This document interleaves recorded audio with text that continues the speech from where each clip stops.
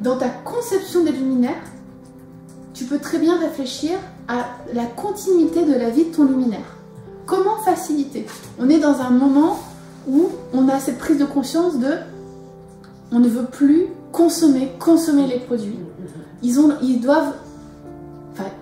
C'est plus intéressant d'avoir des produits qui tiennent et qu'on remplace, qu'on répare.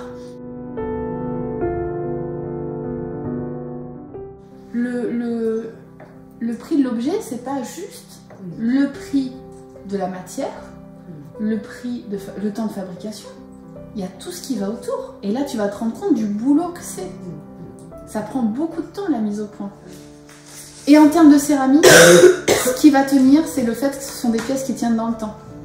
L'innovation se réfère à la création ou à l'introduction de nouvelles idées, de nouvelles méthodes ou de nouvelles approches pour concevoir des produits. Tu vois, c'est tout ce qu'on discute depuis tout à l'heure. C'est là que tu peux... Les 3D... En fait, oui, ou même dans ta réflexion de l'objet. C'est de l'innovation, où tu vas proposer un concept. Tu vas innover dans l'objet, dans sa communication, dans son remplacement, dans sa vie, comment tu vas le concevoir. L'innovation, c'est pas juste l'innovation technologique, numérique. Hein. C'est toi dans ton atelier. Tu vas te rendre compte que tu peux innover sur cette technicité. Il y a un moment, il faut se dire, le design, c'est pas juste proposer une forme différente. Si depuis des années et des années, ça a été conçu des anses comme ça, c'est pas pour rien. C'est que c'est l'une des meilleures techniques. Le designer, il va modeler la forme, les composants, les couleurs, les matériaux pour convaincre le client d'acheter un produit à identité distincte en considérant l'originalité et le public cible. L'idée, c'est de voir comment ça concentre la lumière. C'est ça? Oui, et puis voir avec le poids. Avec le poids d'un abat-jour, comment alors ça là, tu es sur à... du grès blanc, donc c'est beaucoup plus lourd. La porcelaine, on va pouvoir faire plus léger parce que c'est un petit objet. Et c'est pour ça que c'est aussi important de faire une veille sur les nouvelles technologies, sur les nouvelles façons de faire, parce que tu es peut-être en train de t'épuiser à faire avec une technique qui, au final, en fait, tu te rends compte que tu as des technicités accessibles. On parlait de l'impression 3D tout à l'heure. Si tu te rends compte que de commander, parce que maintenant sur internet tu peux te faire des impressions 3D, ou d'aller dans une entreprise à imprimer 3D un modèle qui va te coûter, je sais pas, 50 ou 100 euros, et que ça vaut plus le coup que de faire toi-même ton travail de modèle.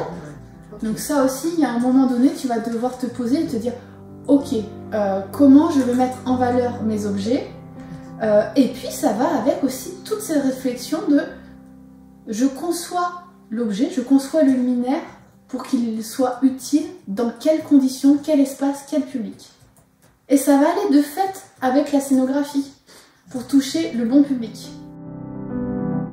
Ton dossier, tu dois montrer tes produits que tu vas vendre et faire une projection 3D de ton stand avec les couleurs, comment c'est installé, tout. Et il te sélectionne sur ça aussi. Donc la scénographie est hyper importante.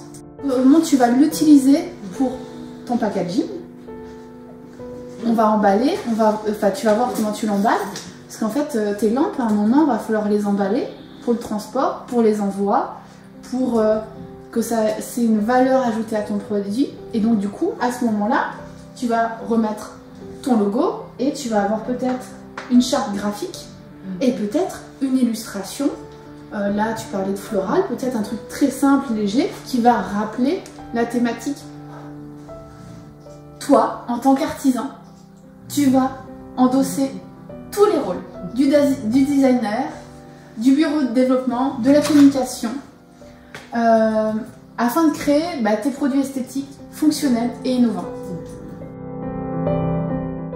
Un petit point, Agnès, sur ton prototype en cire. Comme je t'expliquais, après avoir travaillé ton volume, tu es en train de travailler avec l'essence F pour pouvoir le finaliser, pour pouvoir bien lisser. Des petits manques. Voilà. Mais effectivement, le fait d'avoir une pièce en cire permet réellement d'avoir une possibilité de tester notamment l'ergonomie, quoi. C'est vraiment intéressant.